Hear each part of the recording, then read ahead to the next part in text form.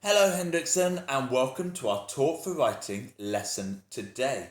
And what we're going to be doing today is we are going to be making something called a story trail. Story trail. A story trail is we're going to follow this line and we're going to tell the story as we go along. And we're going to put the key parts in the story so that we can help us tell the story as we go. So we're going to use the book to help us, and we're going to draw 4 pictures along this line that help us tell the story. So the first thing we need to do is we need to figure out what's happening at the beginning. So let's have a look at the beginning of the story. At the beginning of the story, we have a farm. So there was a farm at the beginning, wasn't there? A bit like this. There's the farm. I'm going to draw the little farmhouse on my story map, on my story trail, sorry. So I'm going to draw that here.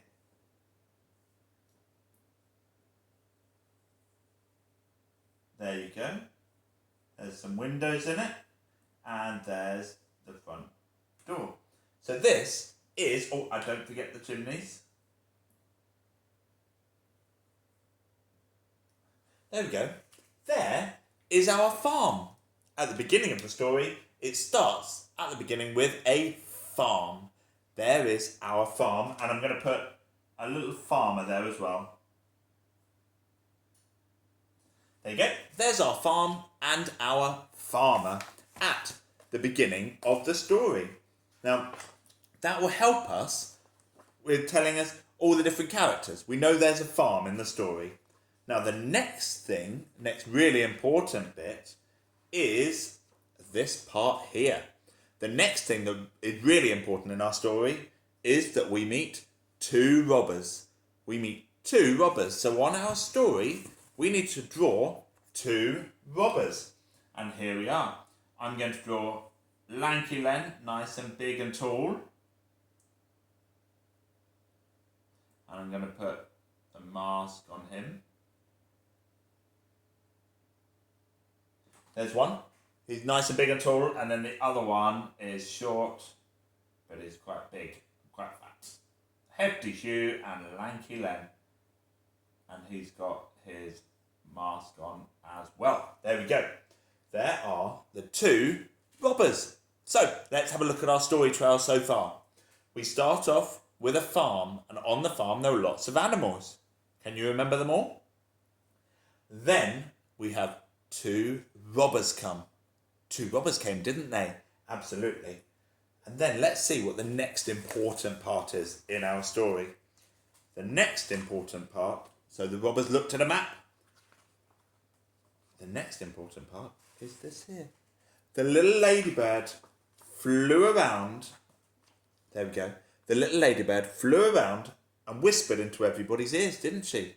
So that's the next important part. The ladybird had a plan. So I'm going to use this page to help me draw my ladybird. Here we go. I'm going to draw the ladybird as she is in the story. There we go, like that. And let me see, she's got her head like that. And then she's got her spots. And then she's got a couple of legs. There we go. So there is our ladybird.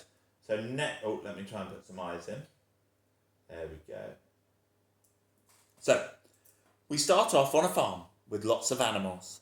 Then, 2 robbers came, didn't they?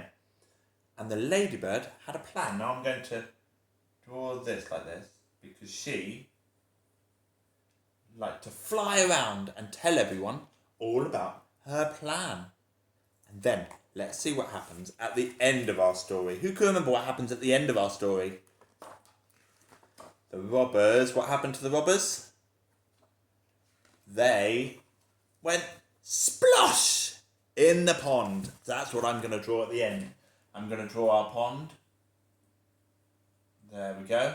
And I'm going to draw the 2 robbers. There's 1. There's 2. They look a bit sad now, don't they? They're a bit sad, and I'm going to write splosh. There we go. And that is the end of our story, isn't it?